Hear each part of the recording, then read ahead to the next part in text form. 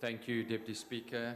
Honourable Minister, the ACDP believes that the ANC-led government has failed dismally in its central economic policy goal, accelerating inclusive growth and job creation, and ensuring sustainable finances by containing the budget deficit and stabilising public debt.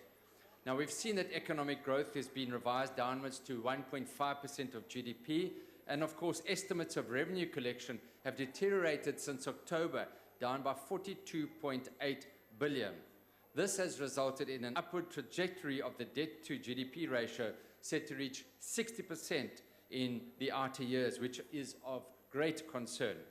The budget deficit, as other speakers have referred to, is a staggering 242 billion, requiring 202 billion per year to service a gross loan debt of 3 trillion.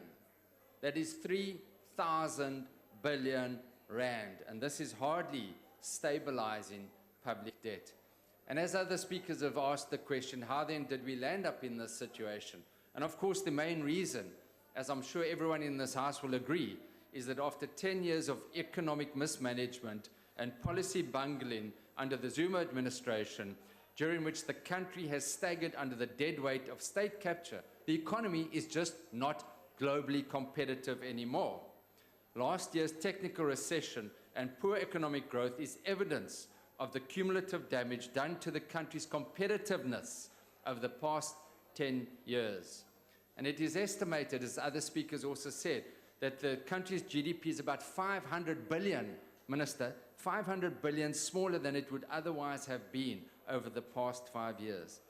Tax revenue is estimated to be 150 billion rand less.